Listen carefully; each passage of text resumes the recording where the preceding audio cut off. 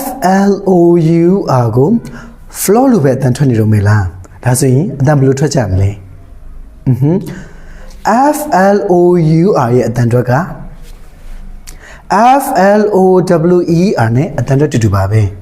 ဒါဆိုရင်အတန်ထွက်မှန်က flower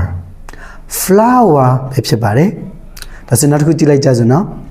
PEAR ရော PR လို့အတန်ထွက်နေတော့မေလားသူရဲ့အတန်ထွက်က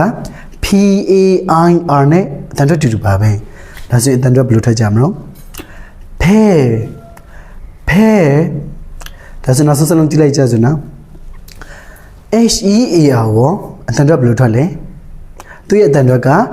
HERE နဲ့အတန်ထွက်တူတူပါပဲဒါဆိုရင်ရော here alright ဒါဆိုရင်ဒီစကားလုံးလေးကိုကြည့်လိုက်မယ်ဆိုရင်တို့တွေကအတန်ထွက်တူပြီးတော့အနက်တိတ်ပဲကွဲနေတော့တွေ့ပါလိမ့်မယ်ဒီလိုစကားလုံးတွေကိုဆရာတို့က homophones လို့ခေါ်ပါတယ်ဒီနေ့ကတော့ဒီလောက်ပါပဲ bye bye Unlock your power.